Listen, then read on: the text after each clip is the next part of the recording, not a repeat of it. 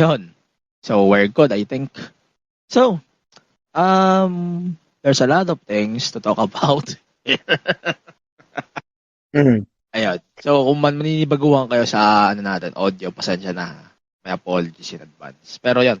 Welcome to the PWPH podcast. And finally, we are able to record an episode which is well done. I have to explain things here before we move on and talk about a Mhm. lot of wrestling this week in local and Okay. international wrestling. And that Mhm.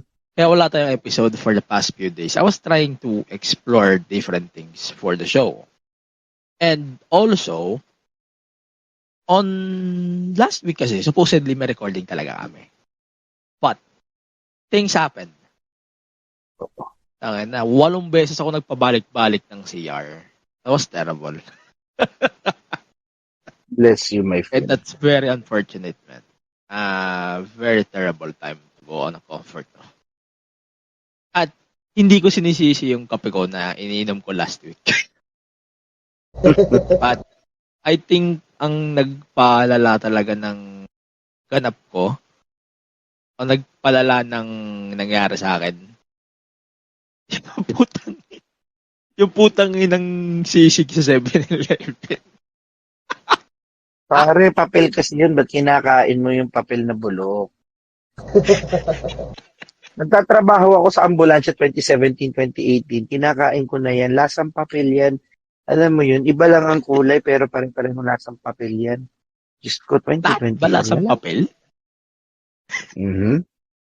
Kulay lang pinag-iba, pre. Trust me. I've tried Oh all my of them. God. Giniling, sisig. There's another variant. I don't know if it's adobo or what. Tried it before. Nag-miss ako. They all Actually, ang taste the kinakain ko same. ngayon, kinakain ko ngayon 7-Eleven, yung sa Let's Eat pare na ine-endorse nila. Mhm. Kakain sana ako mamaya. Pero, I lost my appetite. Baka bumalik niya naman. Yaman na. But anyways, Pero ayun naman nga. at the hidden gems. Aha, I see, I agree. Pero yun nga, yung nangyari sa akin last week was terrible. And 2 beses ako uminom ng Diatabs in less than 5 hours. Kaya ako, pag umiinom ako ng Diatabs, 2 agad. Para sure na mawawala. Hindi nang advice sa akin dati. So, 2 ko agad. So, yeah. I wish this week walang mangyayari sa akin kalokohan. And that would be terrible if may nang kalokohan na namang nangyayari sa akin. But anyways, while we're recording the episode, marami tayong balita na nakukuha inside and outside of our scene, which is good. We can tackle some of them. And we will talk about, medyo late na tayo dito kasi wala ka tayong episode for a while. We will talk about John Cena retiring. Very interesting. Di ko din kasi siya tinatakil sa main event, so medyo timely para itakil siya. Then, let's talk about local wrestling scene, basically. So, konting talk lang about FPW, the recent show, which is good. By the way, congratulations ulit for airing the shows on Top Sports, which is good for the scene. And for Dexcon World Underground Wrestling, they are able to sign a deal with Solar Sports. We will talk about that as well later. May mga lang ako dyan. May question lang ako dyan. Medyo kailangan ko lang bigyan mabuti. Yan. So, yun lang muna ang ating intro. By the way, kasama natin backstage si Chan Anastasio. And a special guest, of course. We have a guest that was able to pull out of the window. So, let's introduce him on the line here. So, we have Dennis Acosta, our friends on the media. And I think we are able to talk about AEW as well because he is begging us. Wait, He's begging us to talk. Okay. Before anything, pwede akong magsingit, non-wrestling related, but nakita ko lang kasi sa San Diego Comic Con, July 26, i-debut nila yung trailer no movie nung huling El Bimbo. Oh, interesting. They were shooting they were shooting, like, di ba, if you see yung mga pinupost ni Raymond na videos ng mga Yes. practice nila, lahat, ang daming camera, lahat ng galaw, lahat, everything. So, apparently, they were shooting a movie. So, Mhm. earlier this year, there was a leak. I was able to get a copy of it. Para it was supposed to Uh-huh. be released on Netflix. The title of the movie is called Combo on the Run. He Oh, has good. just posted today that sa SDCC, July 26, they will debut the final trailer of that before ipalabas yung movie. I don't know if it's still on Netflix or whatever. Pero yun, nabasa ko lang kasi ngayon na and they're debuting it. So, shout out to Eraserheads Pero wait, before madami tayo daw magkagulo. cameras. Marami daw cameras. Hindi ba nakita ni Tio Moreno yan? Ni? Sino? Tio Moreno, dude. Yung bobong DDS sa Facebook. Hindi, kasi ano yan eh, very tightly, tawag dito, may pita security dyan because I had some friends who were able to see one or two practices. Yes. Sobrang hipit daw niyan. Mhm. Very tightly Yun. controlled. Kasi nga, even those who were there are not allowed to, hindi sila allowed na basta-basta mag-shoot. Kasi again, Mhm. under the understanding na gagawin nga kasing documentary yung preparation for the final set. And probably the US tour. Yun. Di ba Yung this year din? 2023 tour. Ha? This year din yun. No, 2023 was last year. Hindi, I 2022 mean kasi yung yung tour. concert, di ba? 2024 version. This is Okay. different from last year. Continuation siya, kumbaga. I see, So, I see. yun. Mm-hmm. Good. Okay.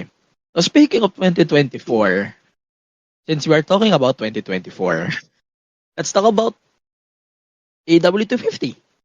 Real quick. Mm-hmm. Kasi marami tayong pag-uusapan. This Yeah. AW250, I'll check the ratings again. I hope I can get proper rating numbers on this. Ayun. So AW250, this might be the greatest show, Dynamite. I'm not sure, pero di ako confident. Pero ito, this might be one of the best shows AW has done. Then, kumaya tayo magkamustahan. Let's talk about this. Pero yan,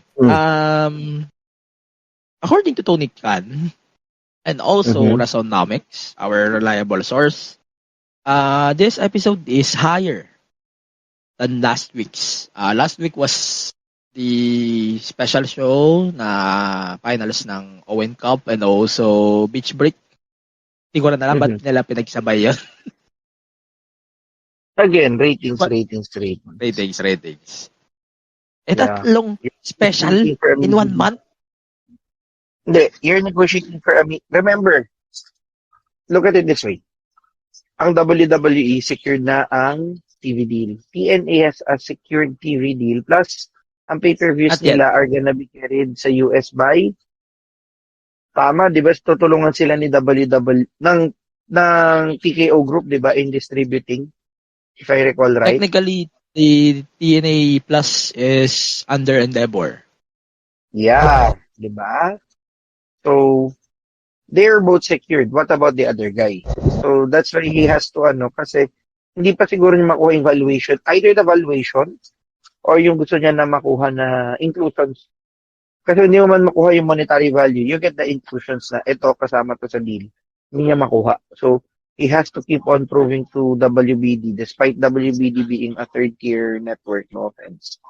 He has to prove to them that he can deliver, which is questionable considering the biggest draw of your company is Sheldon Cooper.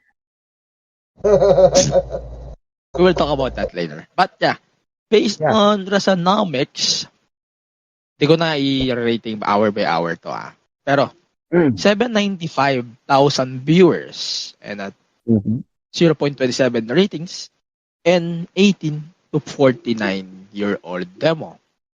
Higher siya over last week's episode, 691 and 0.23 sa demo. Again, I could not say anything about the demo, but mainly on the ratings. I can say, okay, tumaas, good. I hope they can keep up because they're building Wembley, so it's good. So, tong episode na to, they're still trying to set a negotiation. I agree, nag-set din sila ng negotiations with WBD. Medyo risky pa nga yung pag-book nila ng MJF versus Osprey eh. Yep. And I'm glad na he was able to bring the numbers. Tapos ang kalaban niya pa is yung RNC. Then isang WNBA game, which is by the way, it's on Blast TV na.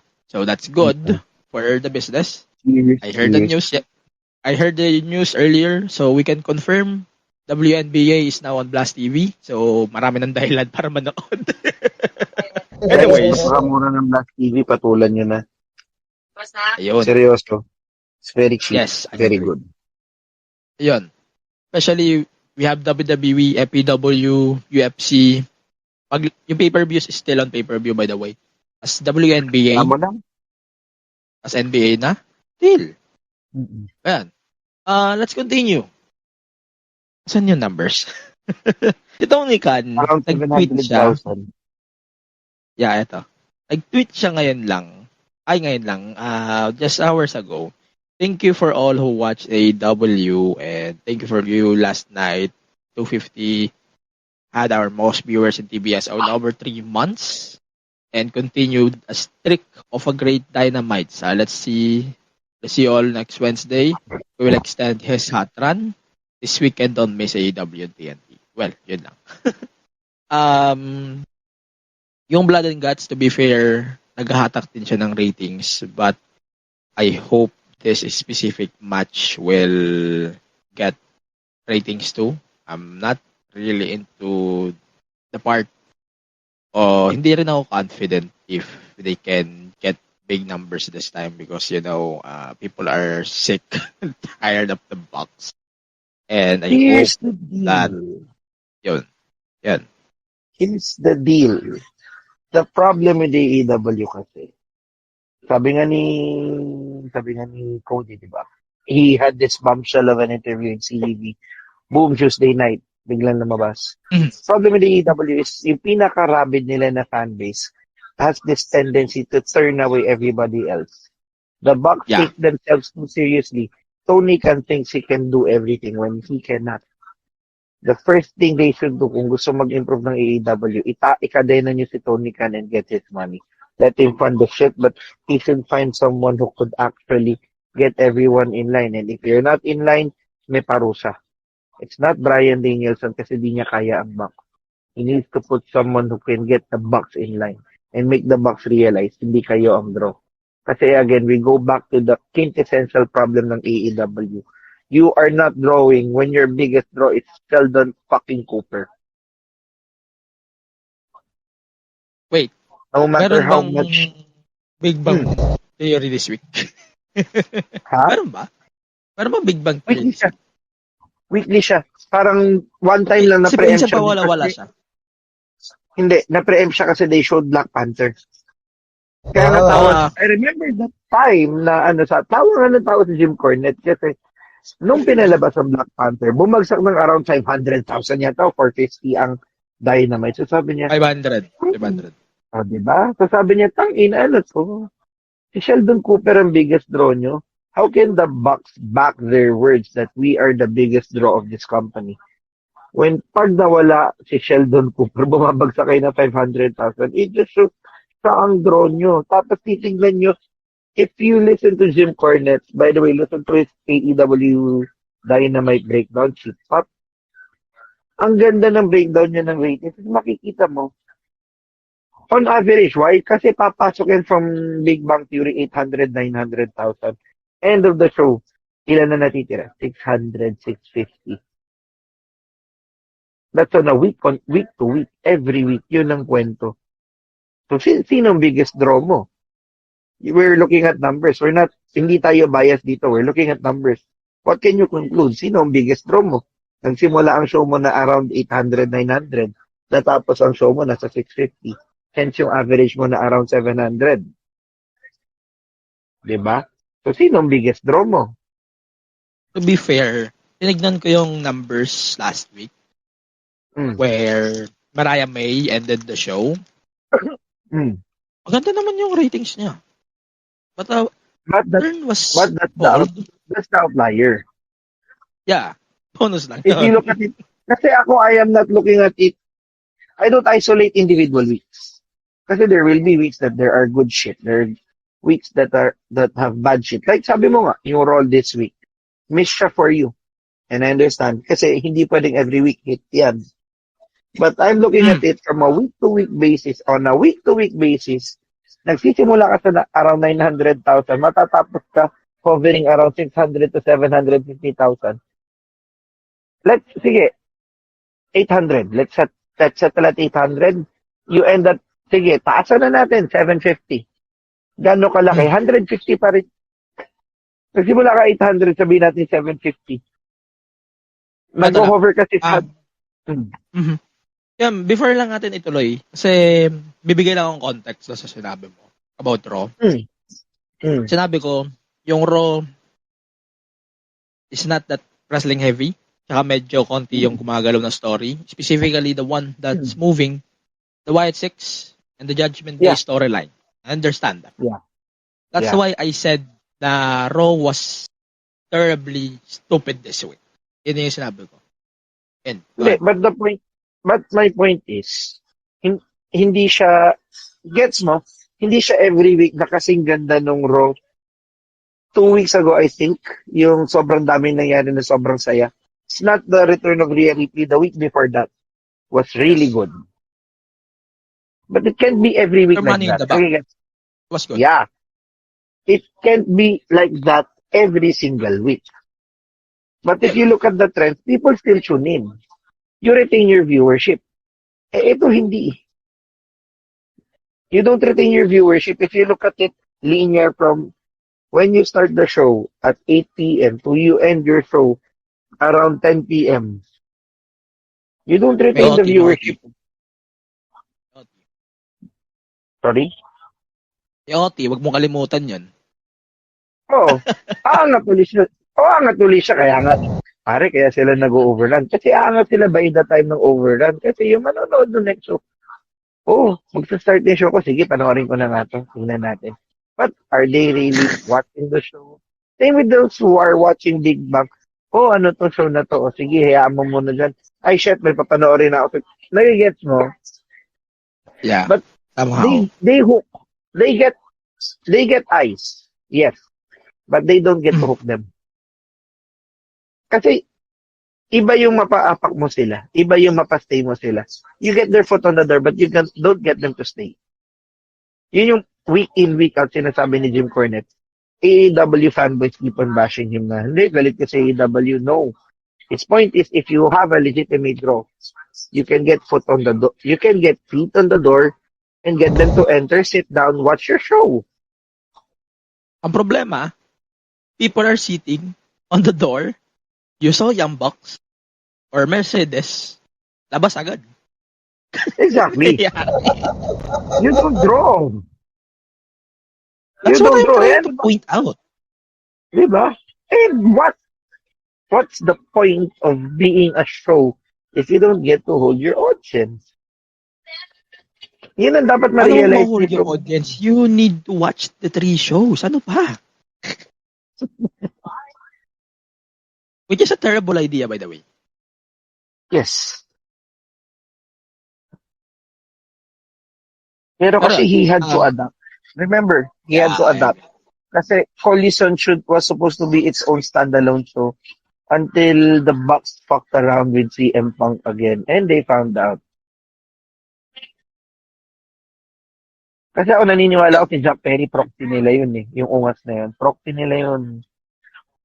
Believe me when I tell you, proxy nila yun. Given naman na eh. Given naman na eh. Siya yung gago dun eh. Yep. Pero yun, before we continue, let's break down nga kung ano yung nangyari sa show na to. By the way, Mhm. Chan, hello, good evening. Ano yung take mo on this week's Dynamite? Kasi grabe eh. Grabe yung nangyari this week. And aside from the developments on why MJF won the international title, which is good. Wait. Is this the international By the title? way, I'm that's a really good match. confused on the Yeah, AW belts. international title. But yeah, anyways, go. Yeah, so Dynamite 250 was kind of surprised na he did that MJF Ospreay match that long, like 59 minutes and 59 seconds. Although for me, the finish was kind of flat. It kind of reminded me on how Ethan Page The next won at belt. Wave. So parang ganun yung naging finish eh. So I didn't expect that they're gonna have MJF win that. But then the way I see it is binibuild nila si Osprey na to have this like underdog story going into Wembley. So the way I see this is um, since Pac is also waiting, Pac, MJF, Osprey at Wembley. So parang ganun yung binibuild. But I don't know, baka may maganap pa in the coming weeks. But the way I see it is binibuild nila si Osprey to have that big win, big babyface win sa Wembley. And also, I didn't get to watch the full show yet. Mga highlights pa lang, mostly. So, Wag na. yeah. Anyway, so ayun nga, from what I saw, yung segment between Elite and Mercedes, kada cringe me. Especially dun sa part na si Okada. I really love the Okada. But every Mercedes segments, you can skip it anyway. Yeah, it kinda cringe me eh. You know, it would seem Man, when you talk. Ayun. Mhm. So, ito yung mga advertised Man. segments. So, Swerve versus Okada. Yeah, I Mm. agree this is just a plot device on what will happen next week. It's going to be a Yes, horrific shit. man, ito I'll be honest with Okada. I feel bad. Like, you hear me rag about AEW a lot, pero man, I feel bad for Okada.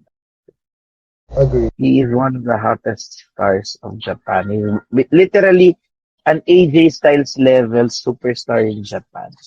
What Mhm. the fuck did they do with my boy? To be fair, the heel turn worked really well. Yeah, but the point is, what the fuck did they do with my? He should have been presented as a world-beating guy from day one. Like, mas gusto ko pa kung ang ginawa nila. He was the guy pulling the strings all along. Alam mo yun? Instead of he's just the lame sidekick of the lame buckaroos. Mhm. Should have been the guy pulling the strings or the big. Alam mo yun? Look at how they presented Jacob Fatu. Diba? Jacob Fatu. He's a moderately known wrestler, pero how did they present him? A heavy who could kick everybody's ass. I believe that should have also been Okada's, like, bugbog yung back, tapos bam, bam, bigla lalabas si Okada. And he beats them all up. Because that's him. Diba? What they did nung dinebut siya, ang ganda, pero everything was downhill because they were not able to follow it up properly. What they should have done was what WWE did with Fatu, Jacob Fatu. That's what they should have done too with Okada. Would have probably been a little bit better because you would have continued the streak of being the biggest bullshit biggest son of a bitch in the world. Nadala yung aura niya from Japan, nadala niya sa USA. Na ngayon, slowly nagdi-diminish, making me a very sad wrestling fan. I agree on the gimmick. Yeah. Medyo nade-diminish siya. Wala. Pero the aura-wise, the matches, he can still do the matches like what he used to in New Japan. Pero it's not the same because of the goofiness of the game. Exactly. He's supposed to be booked like Jacob Fatu, like let the Bucks be the funny guys. But when they're in, alam mo yun, the Bucks keep on running their mouth. So they need a big heavy. Who's your big heavy? Okada cleans up the mess. And how do you book that? Okada cleans up the mess until he gets tired of cleaning up the mess and he wipes the floor of the Bucks because I'm pissed. I'm sick and tired of having to clean up after every single mess you put me into. Ito medyo confused ako There's the money. Ito, medyo klaruin nyo lang ako. I thought that Kenny was the leader of the Elite. And now, the Bucks took over the leadership, 50-50 basis. Then they introduced Okada to the mix, which is hindi naman klaro kung ano yung role niya aside sa whooping boy. Whooping boy ng the Elite ngayon.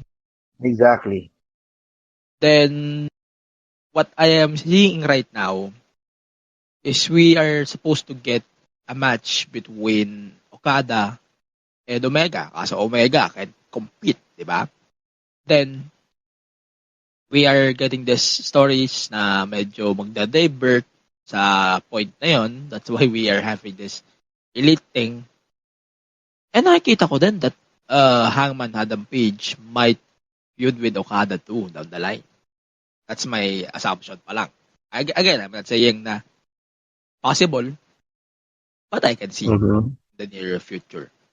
But yun nga, while we're breaking down the whole Dynamite 250, Dynamite 250 was fun, fairness, pero I could not say that this thing will continue in the next couple of weeks, especially with them going to Wembley show. Alam mo ngayon, Jericho is on the TV again. We have to throw him out of the TV. Oh God, just retire, Chris. We love you. Just retire. Jesus Christ. Have you seen the Big Show in the Jerry Cruise? One more guy. Paul, just retire, man. Jesus Christ. Oh my God. Paul White. Jesus Christ. Nakita ko yung Jericho Cruise. That was horrible. Diba? Jesus Christ. Man, just... I have no fucks to give him. Ito. To be fair, Paul White did a really good job on the commentary to begin with. Pero, speaking of commentary, really quick, gusto ko i-nitpick to Napanood ko yung Will Ospreay versus MJF in full. I can say, sobrang naririndi ako on both Tony Schiavone and Excalibur. And they're the lead commentary team of this thing. Dude. And that was horrible. Dude, Tony Schiavone and Excalibur with different partners would be tolerable. Tolerable at best. At this point, no. Hindi, no. Put them with other partners. Someone who could give them a little bit of direction. Alam mo yun, work off them. As is fine. The same way like Corey Graves. You give him a good kabatuhan. He works, but you give him Byron Saxton. Oh God, just mute the TV. You get my point? Yeah, I agree. Pero, you give Taz them, is fine. Diba? I can tolerate Taz. Yun nga. But, ang problem kasi is nagsasama sa Excalibur and Schiavone at pareho kasi sila. Oh, what? They are too alike. The way they call matches is too alike na ang sakit sa tenga. Sorry.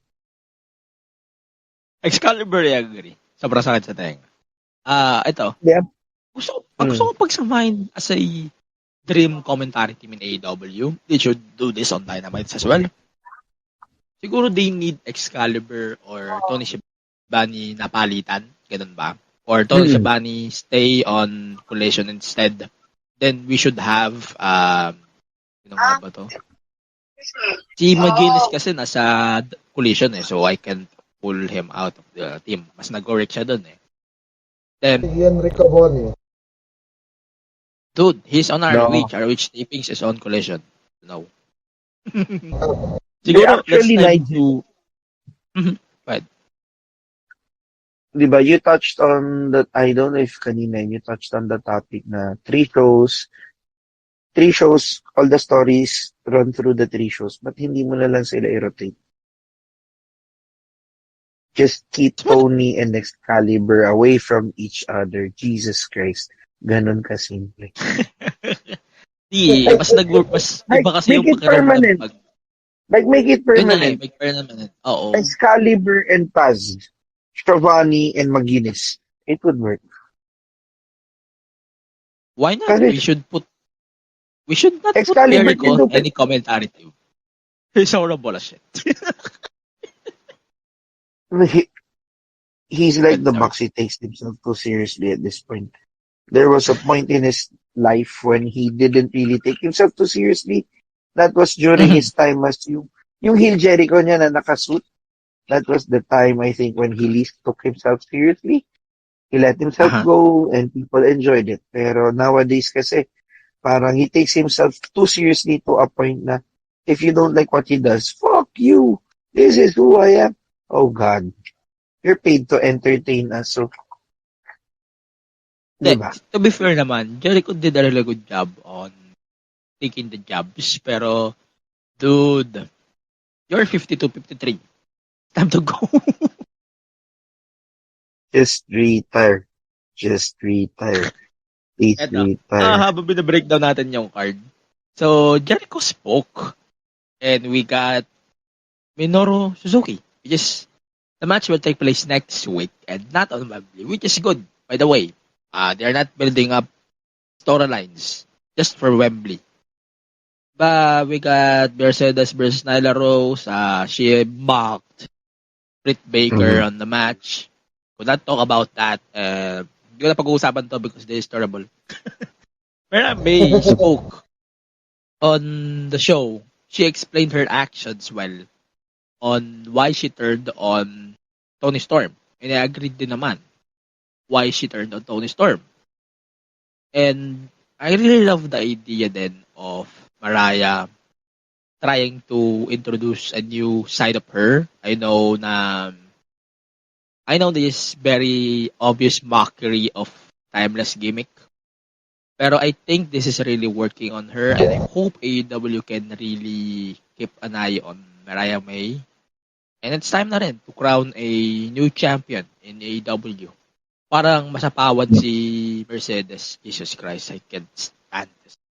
No offense, but I can't tolerate this. Ito yung kailangan talagang ma-hit. Kasi diba, most of its storylines in AEW are hit or miss. Ito talaga yung the one that they're doing with Mariah May and Tony Storm, kailangan sure hit. Kasi mainit to eh. Ito yung sa mga hottest women's wrestling storylines right now. So, Literal na mainit. You should really put the belt on Mariah at it's an L if Tony will somehow even I mean, it's okay pa din naman. Pero as long as hindi si Mercedes ang sasalo ng next para mag 3 belts. Oh boy. fuck that. The problem with Mercedes kasi is the same problem of the Bucks, the same problem with Jericho. Basically, a lot of the quote-unquote draws sa AEW, the guys who keep on saying, I am a draw, I am the draw of the show, they all have the same problem. They take themselves too seriously. They take their position in the company too seriously. If somebody tells them, you know what, you're not a draw, just lower your ego a little bit. They say, they'd slap you in the face and remind you, this is my company, shut the fuck up. Tingnan niyo si Tony Storm. She's a draw. Why? She doesn't take herself too seriously. I agree. Diba? Sino pa ba? Kenny Omega doesn't take himself too seriously. He should draw to begin with. Even CM Punk. Even CM Punk, before the brawl-in incident, why was he working? Because he didn't really, alam mo yun, he doesn't take himself too seriously. nangyari yung brawl-in. Nangyari Wala. yung dahil, No choice. kesyo kaaway niya daw kasi si Scotty fucking Goldman. Imagine, you're the Bucks. You have one Bill Phil. And you threw him away for what? Colt Cabana, who couldn't even draw a house.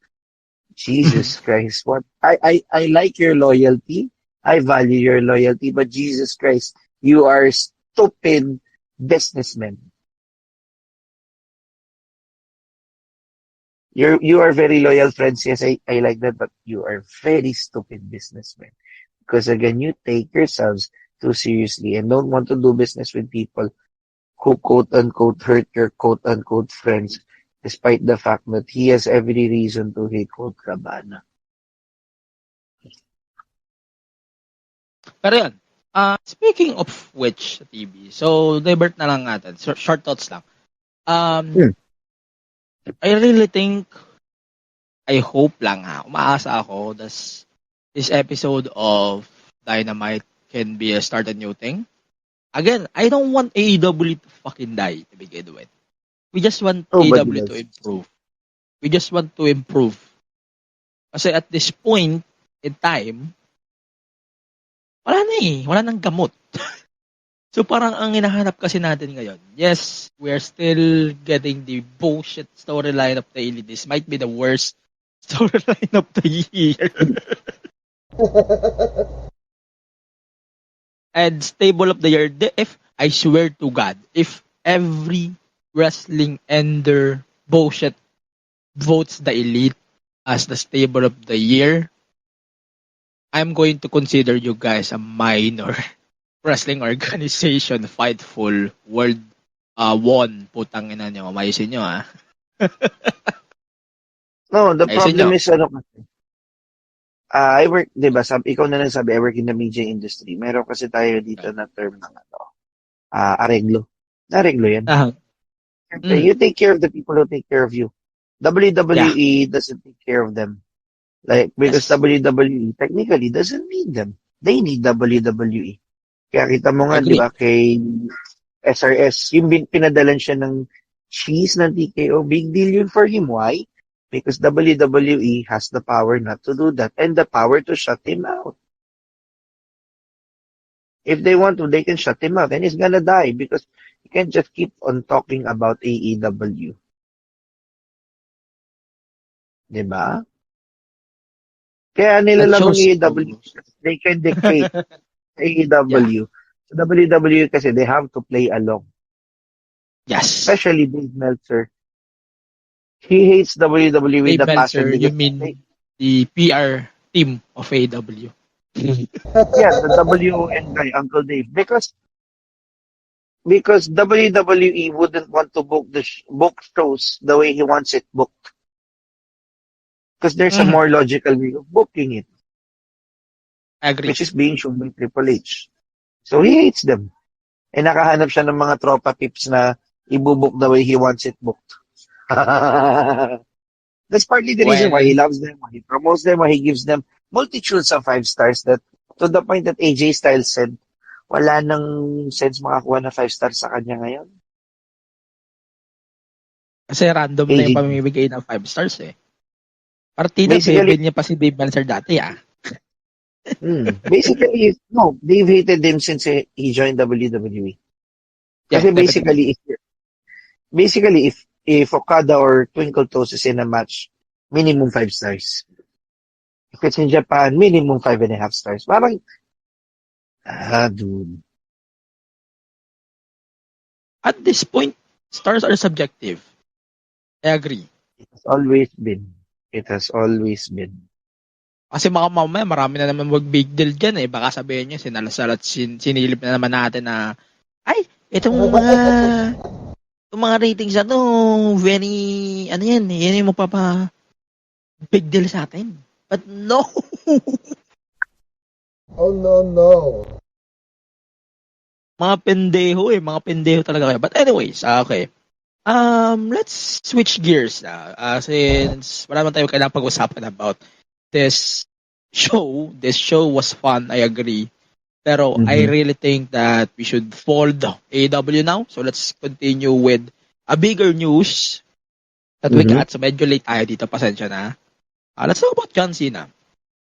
Kung di nyo lang kung di nyo lang na-catch up, John Cena officially announced his retirement on that he will take place the last match. Again, last match na to The last match will take place at WrestleMania, but he will still appear on any Wait, Raw episode. Yun sure. wait, Let's clarify let that me, in a moment. Mhm. okay. Go ahead. No, what John Cena said during the press conference after the show Yes. was his WrestleMania would be his last WrestleMania, but Match. he's still Yeah. gonna On the compete. Like, WrestleMania. Mhm. if his Go Hollywood ahead. schedule allows, which is basically mukhang uubra. He has around 40 to 50 days across the whole year. He plans to Yes. go around the globe. Wrestle, let's clarify this for everyone because I've already read this a million times from a million people. He will not retire at At WrestleMania yet. WrestleMania. Unless, Yeah. knock on wood, something happens at WrestleMania. By the way, segue. WWE is actually looking into booking Logan Paul against John Cena at Mania. I've Good. heard. Good. Pero they have to work out the logistics again. But Like how okay. to get So there. let's clarify. Okay, I see. But yun yeah. Let's clarify the case here. So John Cena, like what we are confirming, he will still compete after WrestleMania. Mhm. Ang problema Yes. lang, if things are going happen, I hope na hindi naman mangyari, no? Pero like what we said, John Cena's last WrestleMania will be next year. Royal Rumble will be the last two. Then he Mhm. will join the first Netflix episode of Raw. Again, Mhm. let's clarify the case here. Baka di rin alam ng mga listeners natin. We don't know yet the status here in the Philippines of Raw, SmackDown, and NXT. Because the show is on Plus TV and Top Sports, Top DMV in general. We don't know yet the status of the show there. We could not say anything just yet. Ang sure ko lang, basically what we're getting on this Netflix deal, Mhm. if we can confirm that totoo ngang 80% in the world gets the deal, which is good, by the way, as long as we can read of Disney Plus for good, then yeah, it's a good day for everyone. Pero, yun Mhm. nga, wala pa tayong status if Blast TV will drop their deals or rest of the world will drop their deals except lang sa mga countries that we are able to confirm. Canada, sa Sportsnet 360, they were able to Mhm. confirm that they're going to drop the Raw rights lang, SmackDown and NXT will be televised on their networks. Sony, India, Mhm. di pa naman natin ako confirm kasi di naman sila kasama sa trial ng Raw on Netflix kasi for ano lang Mhm. siya. TNT Sports UK, we're able to confirm that SmackDown na lang ang matitira sa network nila kasi Mhm. NXT is on the WWE network and Mhm. possibly it will be carried out as well on Netflix. Then, not in America, we don't know yet what their status. Kasi USA Network din naman kasi yung career nila technically. And Fox, by the way. And Mhm. wala pa tayong nakikitang news about Fox. So, we have to confirm that. Philippines, wala pa. So, Ah. ayokong maggawa ng assumptions or Mhm. rumor mill, but that's based on what we are seeing. Again, Disney Plus is still owning the rights for the PLEs until next year or beyond, as long as we Mhm. could not confirm yet what will happen on the Netflix deal here in the Philippines. Actually, I wouldn't be surprised if ang mangyari is hindi pa rin siya maano sa top sports, pero Netflix will also get to air WWE shows, except for the PLEs, because again, hindi tayo maliwanag ng PLEs, but the TV shows, they might be able to air it side by side with Blast. The same way Netflix is working with GMA, ABS na, di ba? How many shows have it been na yung show papalabas sa Netflix and then ipapalabas sa TV? You see my drift? Actually, wala naman tayong news na magla-live sila sa ibang countries other than Hindi, the yun nga. four. Pero, Uh-huh. pero yun nga, speculation-wise, maybe either ganun or baka mawala na. Kasi Top Sports is standalone. Baka mawala lang yung, di ba, pwede mo i-watch on demand sa Blast. Baka yun na mawala. On Yes, demand, yun ang mawawala. you can watch it sa Netflix. Tapos, maybe you can watch it side by side or if you want to watch it live, watch it, If you want sa Netflix, wait for one day. Pwedeng ganun. We don't know how it would work, but it can work that way. Kasi, basically, I can Actually, see it happen. Hmm. actually, 30 days pa din sa Peacock. So, that might be the case then with that. Hindi, unless they can negotiate a new Yun. setup. Ayun. Kasi nga, di ba, I'm basing it on the fact that Netflix has already priors in the Philippines. Di ba, like yung Maria Clara not Maria Clara Ibarra, yung show ni Daniel at ni Catherine, Hello, love, yung goodbye. Kicking Show. Ang dami ng shows ng 2, di ba na? Tsaka na 7 na, nila, ibabato kay Netflix. And then, mga a few days in advance, like, Saturday before the week, ilalabas na 4 or 5 episodes. And then, Monday to Friday, ilalabas sa TV. You see how it works. Mga ganun din. Ewan ko pero gusto ko yung proposal mo. Pero realistically, I think they were just going to adapt the Peacock thing unless the deal will be composed na dapat si Netflix mauna rather than the other broadcasters when it comes to how they're going to air the shows going forward. And wala naman tayong reports about some other broadcaster dropping the deal with their local respective broadcasters. So I could not see things will not happen just yet. Okay, to clarify the point, meron tayong mga countries na hindi mapapasama doon sa deal. And then, it might include Philippines. So, India, still with Sony. Si UAE, MENA, still with Shahid. Australia, still with Binge. All of these countries, as far as I know, hindi Netflix ang number 1 streaming platform. That's why. That might explain the point. Pero yun, I'm really invested then on how the deal will go on us, especially with Plus TV blowing up as usual. And I'm really excited then to see how this deal with Paramount Plus can go with Plus TV.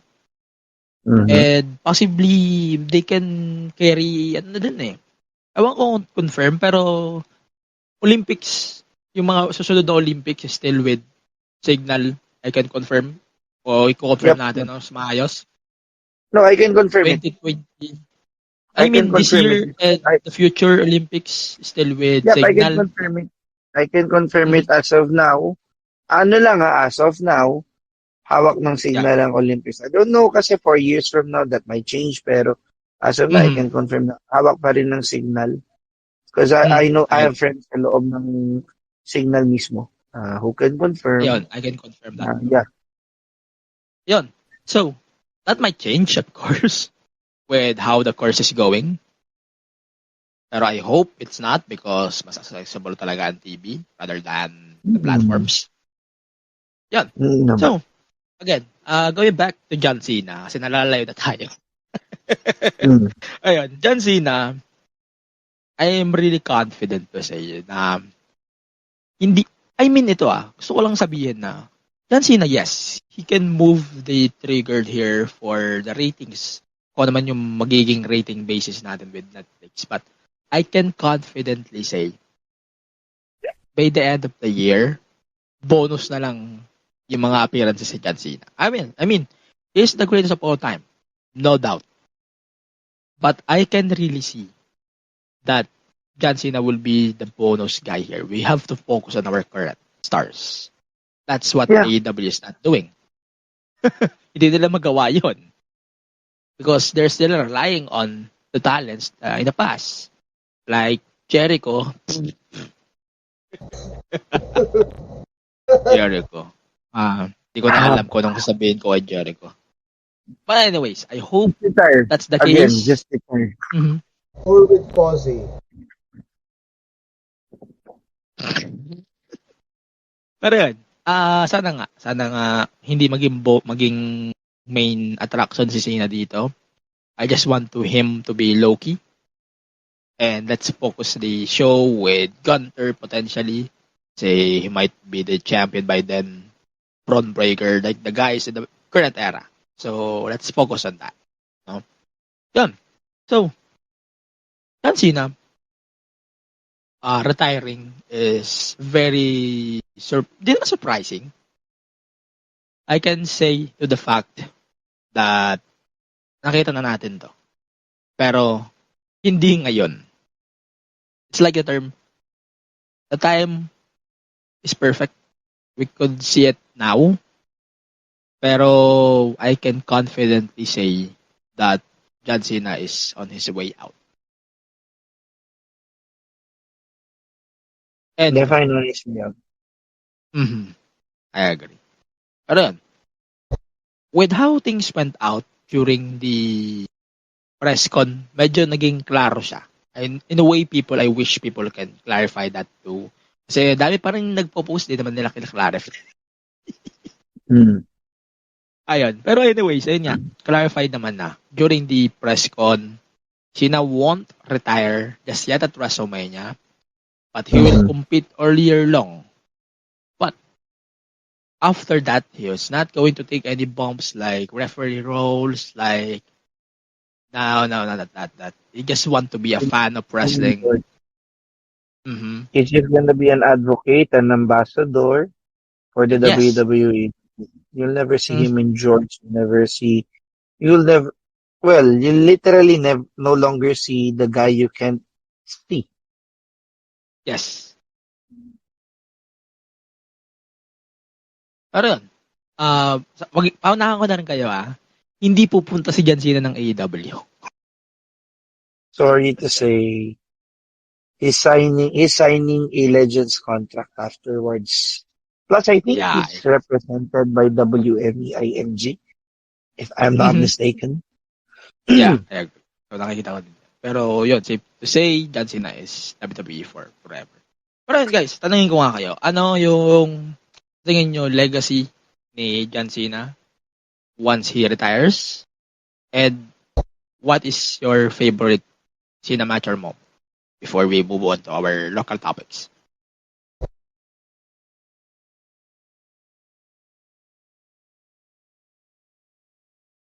Dan, you wanna go ahead? Sige.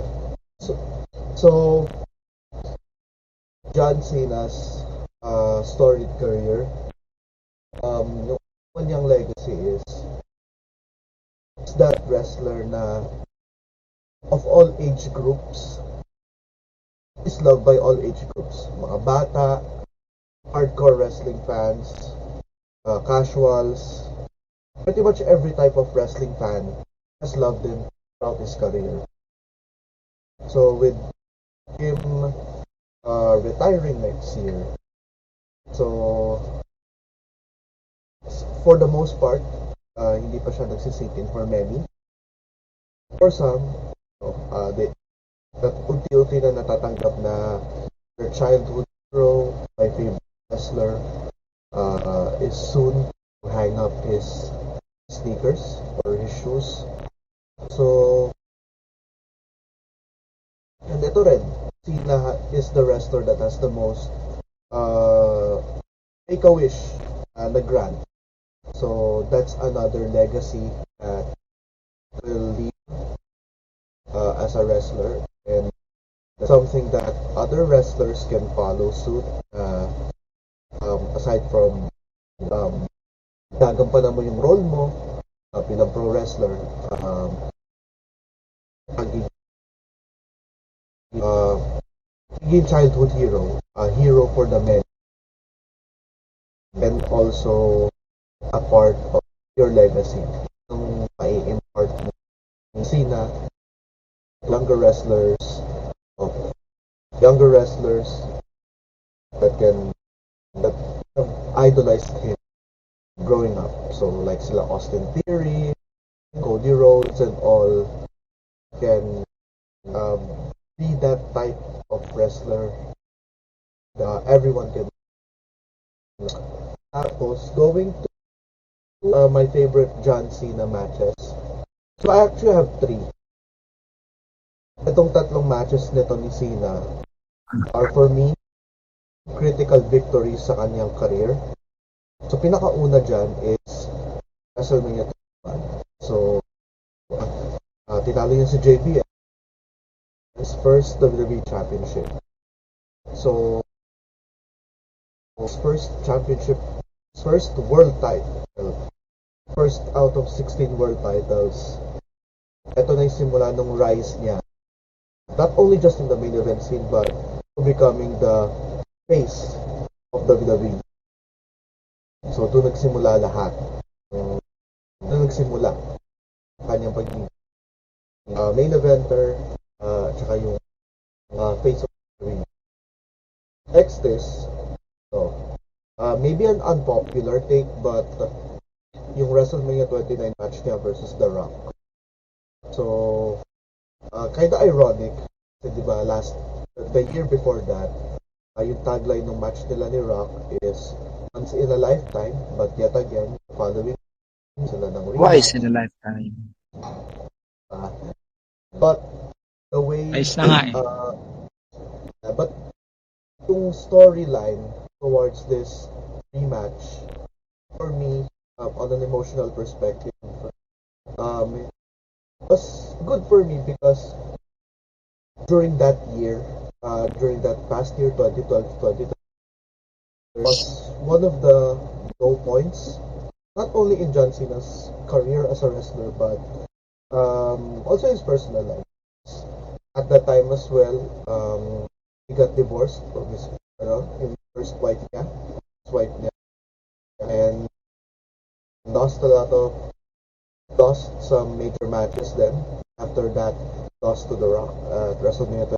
So, from the time that he won the 13 Royal Rumble and CM Punk for the right Rock at WrestleMania, so that win at WrestleMania 29 was a redemption. It was a redemption for Cena, and also a passing of the torch moment away. And so, of course, what happened after The Rock showed his respect to Cena, pretty much endorsed him. And the third is not too long ago, Royal Rumble 2017 versus AJ Styles, the record tying. This is where Cena won his 16th world title, tying Ric Flair's record. So, at that point din kasi, all of the accolades, all of the accomplishments in and out of the ring ni Cena made him the wrestler, the superstar worthy to tie Ric Flair's record. So, I don't know if WWE would have something up their sleeve, but maybe, or well, gaya nga ng sabi ni Angelo kanina, na huwag gawing center of the spotlight si Cena during his retirement tour. Kasi if that happens, potentially, baka ang gawin nila, Cena would break Ric Flair's record. But for me, it's gonna be okay. It's okay, more than okay. Cena would go right into the sunset. Tied sila ni Ric Flair for 16 world titles. So, those are the three matches that really stuck in terms of Cena's story. Yun. Wala sa dyan. Yun. Anyways, just in breaking news. AEW Collision during SummerSlam weekend will be televised 5 p.m. Eastern Time ahead of SummerSlam event itself. Finally. Thank God. Buti naman. Seriously, Aware thank naman pala God. si AEW. Aware naman pala si AEW na may malaking event na mangyayari. Oh, Hindi. baka utos ng Warner Brothers yan. Like Actually, ano against siya eh. police Actually, judgment. tape naman siya eh. So, that's fair. Ang point niya is against Tony's worst judgment because if it were just Tony, he would still insist na no, we should go head on. Maybe it's the TV overlords telling him, no, shut up. We're not going head to head with the second biggest show of the year, you idiot. That's fair. But yeah, that's 5 p.m. Eastern Time, 5 a.m. local time. Continue tayo with our regular programming. Go. Oh no. Is it me? Oh. Okay. With regards to John Cena. Okay, sorry. First time ko sorry. Okay, John Cena, I guess his legacy is his ability to stay the course. Basically, he became a face, he became a heel, and then he became a face again with the same character. If you look at the trajectory of every single other major character in in the history of wrestling, they had the major run as a heel, they had the major run as a face. Roman Reigns, Hulk Hogan, The Rock, even Stone Cold, to be honest, even Triple H, even Shawn Michaels. John Cena, he played just one singular character. He entered as a face. People started hating him. He soldiered on until people realized this guy is actually damn good that we can no longer boo him. Kaya nga, if you'd ask me what my favorite John Cena match is, I would probably say of all of the thousands of matches he has ever done, it would have to be the England show, Cena versus Michaels, the time Cena gave back Michaels his win. Because it wasn't supposed to run for an hour, but nagkaroon yata ng concerns with Orton that he wasn't able to compete, so they just told him, go ahead, the hour is yours, and they had a barn burner of a match. It wasn't planned, it was called on the fly, but it was one hell of an hour-long match. It's not an Iron Man match. Hindi siya Iron Man, hindi siya bells and whistles. It's just a pure wrestling match. And to anyone who would say John Cena couldn't wrestle, watch that match. And Wait. I'm telling you, you'd be convinced that guy can wrestle. What's the rating on that match kay Meltzer? Let's check. Confused lang ako. Oh, wait. Check natin online. Cena. Okay. So, wala eh. Di siya nag-appear eh. So, may Pero anyway, sabang nagkatayo, go ahead. Wait, I got the answer. 4 1/4 because Dave Meltzer sucks. Such a fucking idiot. Okay, It didn't happen in the Tokyo Dome, so yeah, half a star for that. Wala, no flippy shit, so that's another half star. So yeah, 4 1/4. That's horrible. But anyways, that match was amazing. Sa totoo lang. Unfortunately, wasn't able to dive into that again. Cause Disney Plus sucks, you know. Pare Peacock, mag-VPN ka na lang. We don't condone piracy, we don't condone that kind of shit, pero Peacock. Wala. Sana Netflix do better, or at least do what Peacock does, and we'll all be happy campers here. So next year pa. So, well, content is pa. Pagtsagaan nyo muna yung only available live ni Disney Plus. Actually, as of right now, just an update guys. Bago tayo mag-move on with some news na nakita natin just now.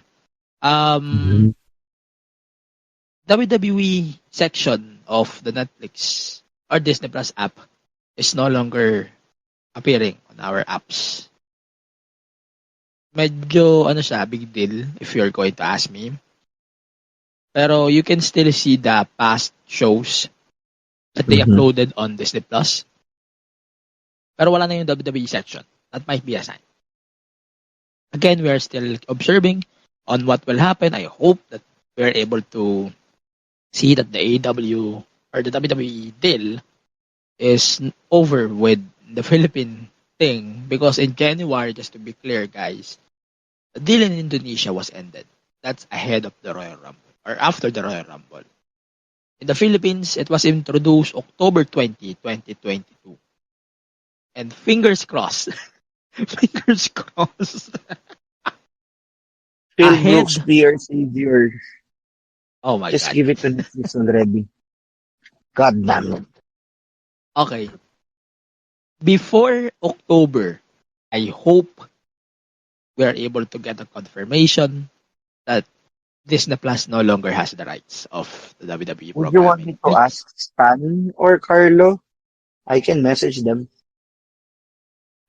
I can message them too, but to be Diba? fair, medyo, I like what I mentioned, yung deal nga with Disney Plus, I could not see that ending just yet. Hope that it will end anytime soon. Let's continue. So, there's a news going on the internet that Max is now starting to import the AEW shows on their platform. Check ko nga rin mamaya. But, yes, that's the new norm now in the streaming platforms. So, yeah, any thoughts? Until I see it actually shown sa Max, or Tony Khan actually bellows from the top of his lungs that we've got a Max deal, I'll take it with a pinch of salt, because that's the reason. Again, we go back to the reason bakit, di ba? Bakit tatlong title matches? Bakit pinagsabay si Owen and Heatwave? Heatwave nga ba yun? Yung show nila last week, I can't. Or Beach Break, Summer Breaking, I don't know. Which break? It's because Saka yung Owen. if you listen to Fightful and listen to Dave, although they are shabby sources, but they're all that we've got, yun ang gusto ni Tony. Gusto niya i-lock in ng Max, hindi pa ma-lock in ng Max. So maybe they're uploading, pero wala tayong kasiguraduhan until they tell us that you can watch AEW here, na you can watch AEW here. Kasi maybe that's what they're negotiating. That's what Tony is trying to show, that we can give you this content. It's this good. Take us in. Come on, guys. And he needs that, especially after WWE's big Raw splash start of the year. They need that more than as much as Max needs them. They also need Max, because that's the only way they can compete with Netflix. Both of them, it's a symbiotic relationship, basically. Max wants to survive. They need the AEW. AEW needs a big news. They need Max for that. They need Pero each wait, other. what's the status ba ng Max sa US? US, I think Max is the third, I'm not say third streaming service in the US? Or fourth? Third best, I think, after Peacock and Netflix.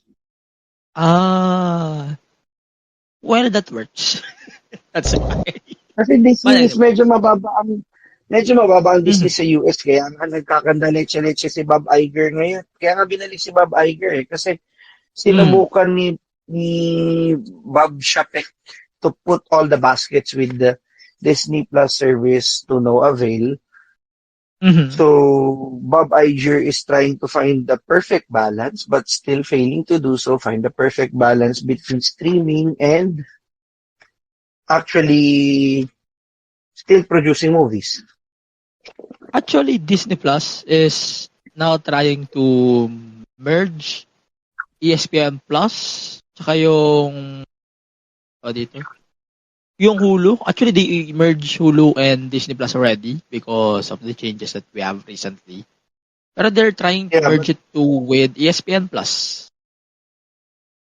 ESPN content, yes, pero ESPN Plus, I don't really know if it would work because ESPN is a tangent. Yes. It's not entertainment. Mhm. The best they can do is what they did sa mga countries like Philippines. Di ba sa Disney Plus natin, yung Hulu content under the Star branding is already integrated sa Disney Plus natin. Yes. They also have National Geographic. They also have ESPN. But not ESPN shows per se, but rather yung mga documentaries, yung mga Documentaries. behind the scenes. But you cannot get specific games, specific because it's a different unless they rebrand it into, instead of Disney Plus, they simply call it Hulu. They drop the Disney Plus branding. Kaso, ang goal nila ngayon, they're dropping the Hulu brand eh. That would be wrong because personally, I think that would be wrong because Hulu is mas known ang I agree. Hulu. Mas Yes. known ang Hulu for, if they would insist on integrating ESPN, they need the Hulu brand. Kasi ako, I used to have access to Hulu through my cousin. Mhm. Benefits ng Hulu, you can watch ESPN, you can watch, alam mo yun, can do a lot of things with Hulu. Pero, kasi Hulu siya. Hindi siya weird tingnan na Hulu. Ito, kita ko, alas ko. Unlike if you go Disney Plus tapos may sports. O ba't may sports sa Disney Plus? You go Disney Plus tapos may ganito. Ba't may ganyan sa Disney Plus? It's Disney Plus, so why? Parang contradicting eh. Not really contradicting. It's more of, it's part of the Disney company umbrella, but it's not Disney. Yes. Because Disney is entertainment. It ain't sports. Yes. Yun ang problema kasi with the brand Disney. Nakashoehorn sila. Unlike with Paramount, with Peacock, HBO, kaya nga they drop the HBO branding sa Max, di ba? Because Yes. na-shoehorn sila. Disney should be Actually, circumspect. Paramount doing a really good job in the States, by the way. Pero hit or miss pa din. Pero again, yun nga ang point, di ba? Na with Paramount, with Peacock, they actually mas hit sila kaysa miss kasi yung brand nila is known to give everything out. Peacock, NBC Universal, NBC carries sports, general entertainment, etc., etc. Problem mo kasi with Disney, they own ABC.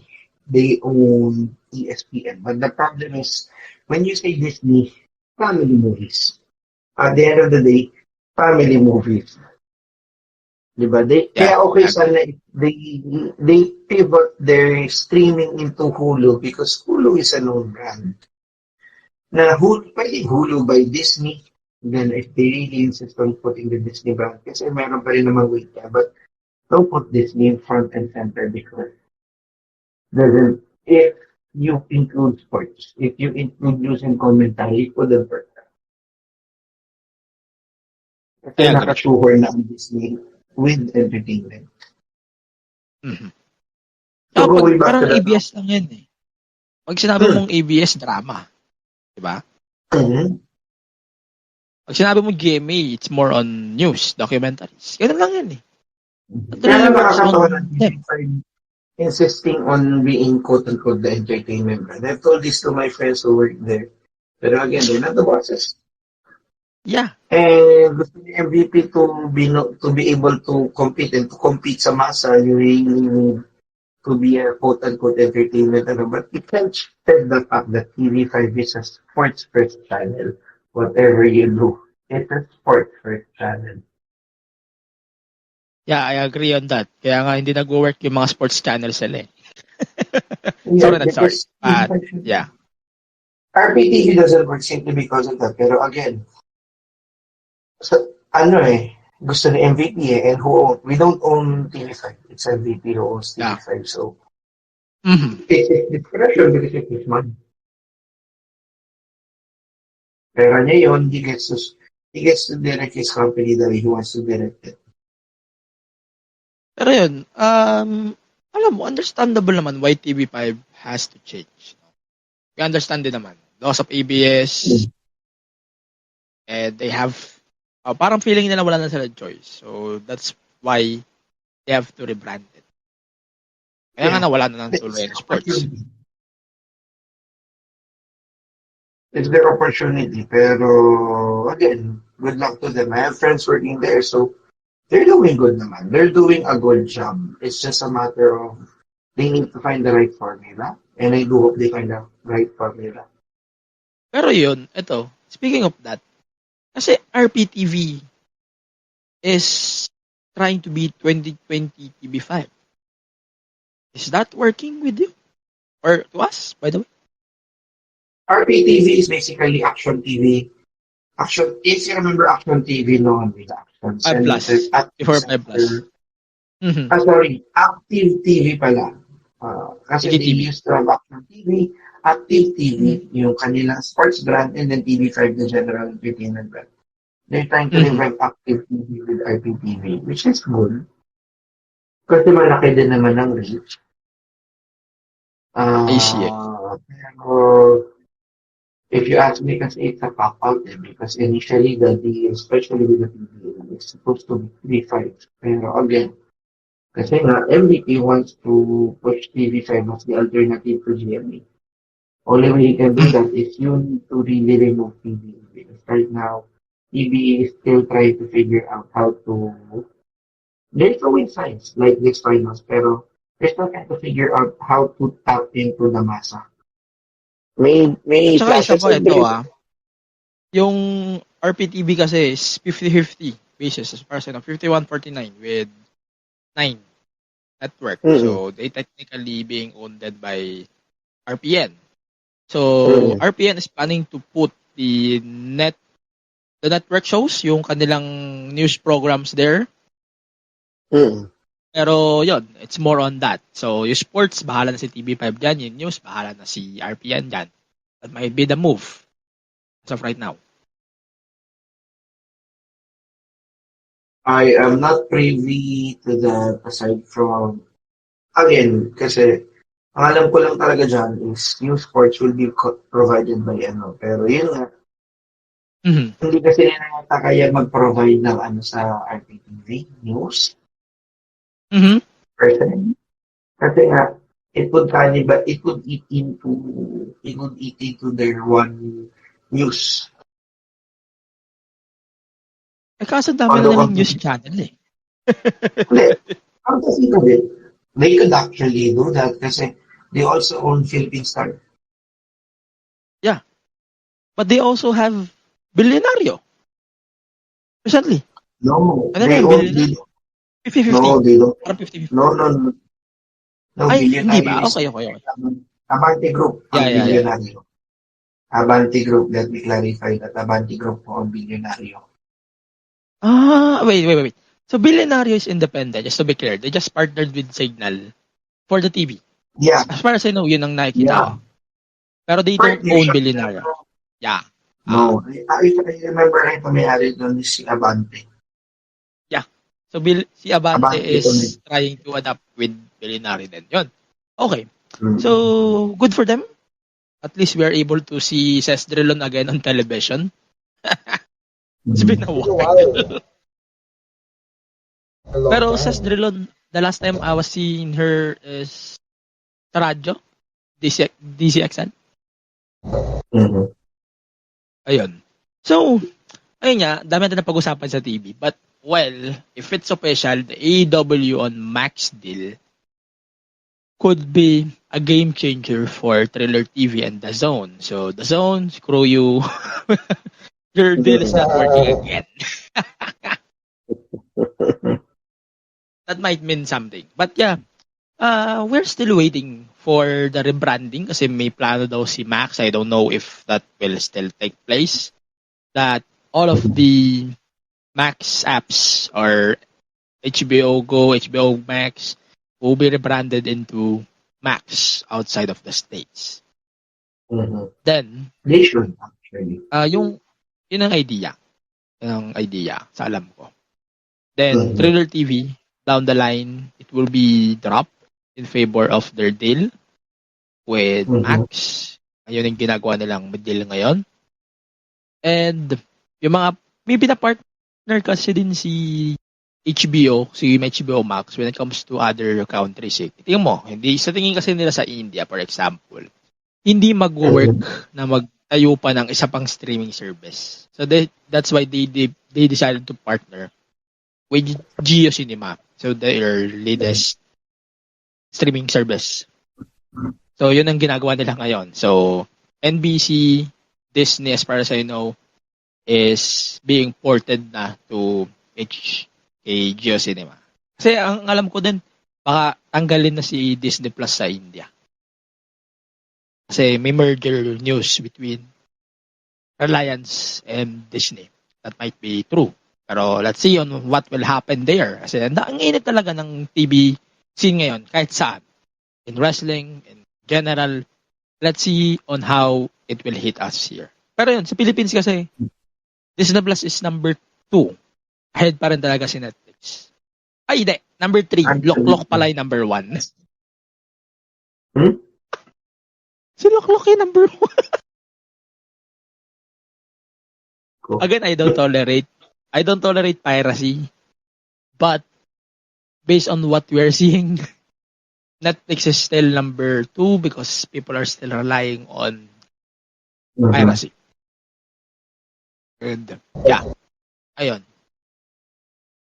Ito, last thing before we go, ito, yung part 1 na to, magkano tayo local, yun.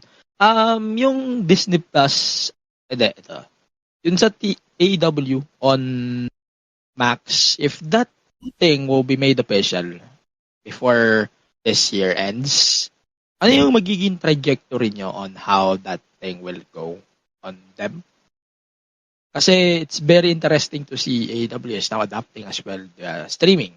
Alam nila yung pagkakamali na hindi nila ginawa before. They're leaning to a Willie Rebillame thing here that, fuck streaming. Mas okay yung TV. So we have to rely on TV here. So, what the trajectory here before we end the year?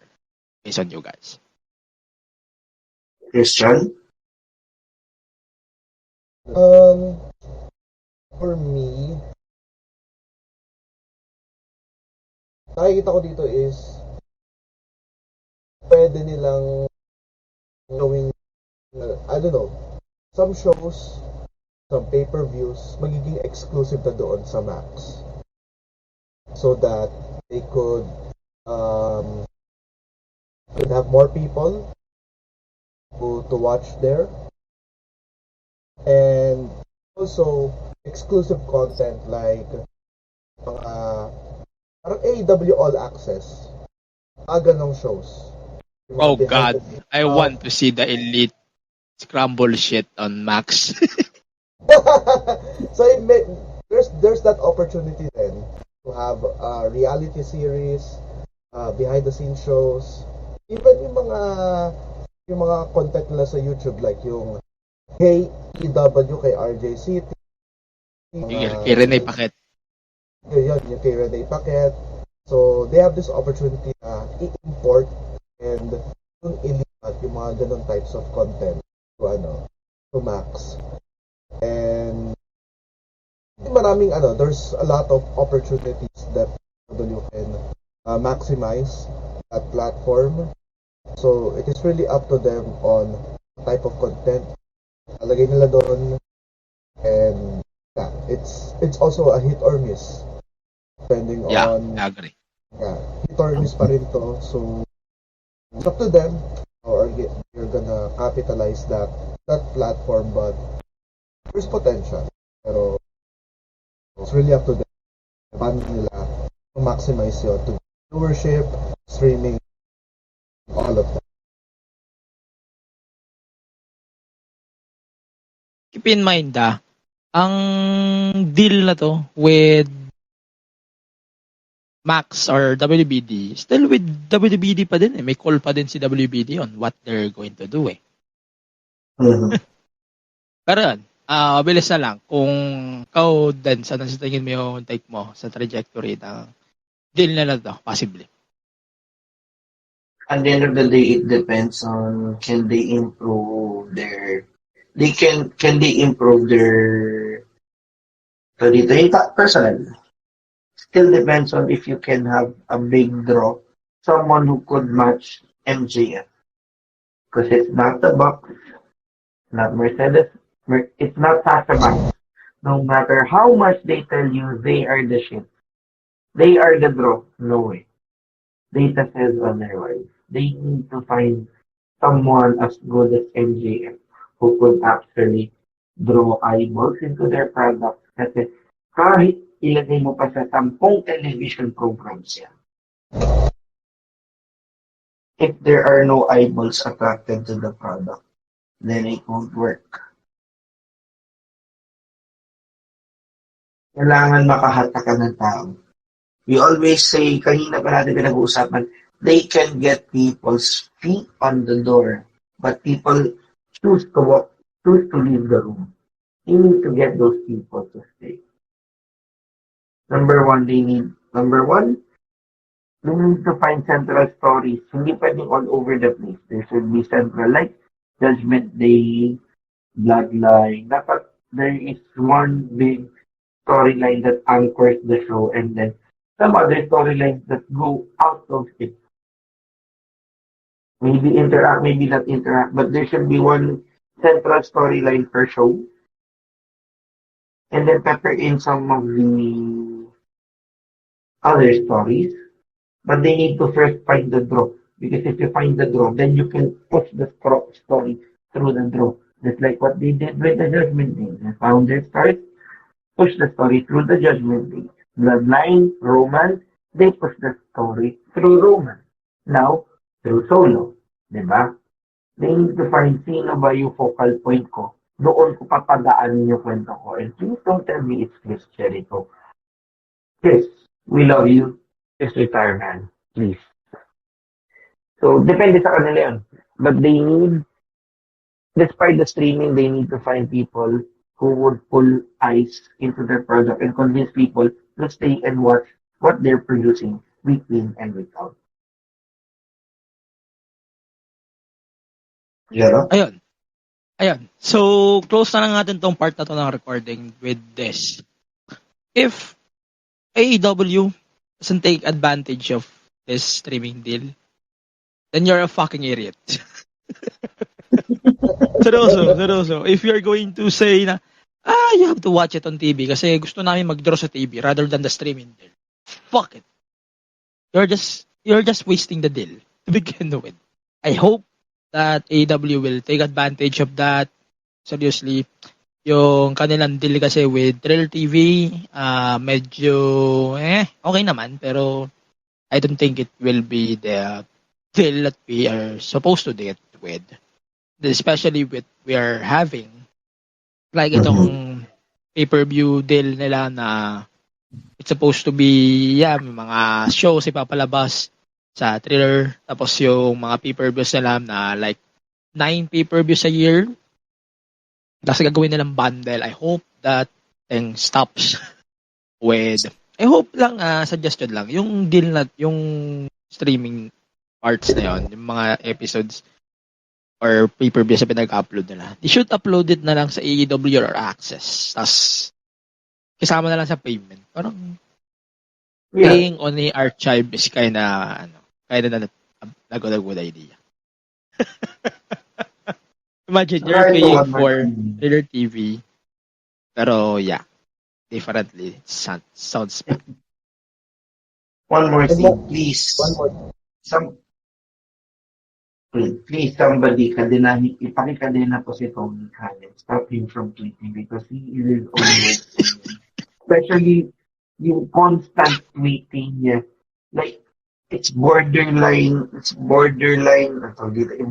caricature at this point na every night tinitira nila it's funny, it's content, but at the end of the day, dude, if you want to grow your company, grow up here and step away. Find someone who could run the business for you. Because clearly, you're just a mark on steroids. And mark those Paano steroids naman si doesn't Triple mean H? Si Triple H na lagi nag-tweet. Do you think Triple H actually tweets it out? No, he has a guy who does it for him. That's the problem with Tony. He has a guy who does it for him, but he gets the kinukuha niya yung cellphone. Akin na! Let your At guy, this point, oh, you fucking heard the guy. binabato na lang niya yung binabato niya yung cellphone sa malayong dagat. Actually, no. Lumalangoy siya sa lagat dala yung cellphone para hindi siya maabol ng sockneck guy niya. Oh my God, that's horrible, Tony. Diba? A lot of people are complaining Triple H is such a sanitized guy. He always gives the politically correct answers. Even when he posts on Stockman, he is so politically correct. But again, because that is how it's supposed to be if you're the chief booker. If you're the face of the booking of the company, you don't want to ruffle any feathers too much. Mhm. Dami nagreklamo yung masyado daw cookie cutter type, clean type si nawala daw yung edge ni Triple H when he became a booker. Like, yeah, he's a good booker, but he no longer has the edge that he used to have when he was under her stance. But you have to consider you're the face of the company. You have to present yourself as a professional at all times, which Tony can't do. Tony fails to do. But the problem is no one can tell him, Tony, you need to be professional. Because he is the boss. Sa kanya dapat magaling na kay shit, mali na itong ginagawa ko. I have to step up. I have to put a professional being face para naman hindi maanoy sa akin yung tao. Eh, sabi ginagawa niya, the more people get annoyed, the more he does what annoys people because, yung this company, o ito kayo. Mhm. Okay lang, siya naman yung Booker of the Year next year eh. Pero magigits yun, di ba? Instead of actually listening to the fans who want it to be better, he is insulting them because akala niya, kaawin niya yung mga tao when in fact people actually wanting to succeed. O nakikita niyo ngayon, despite me repeatedly saying privately, AEW just close shop. No, I want them to thrive. Yung pagiging ganun po, because I am frustrated that Tony doesn't grow up here and actually admit that he needs help. That he is being a fanboy on steroids doesn't work. Because you can put 15... Ginagawa niya kasi, meron akong wrestler, may action figure ako, magsuntok-suntok action figure, hooray! It doesn't work that way when you are actually developing TV shows. You need to have storylines. You need to have subplots.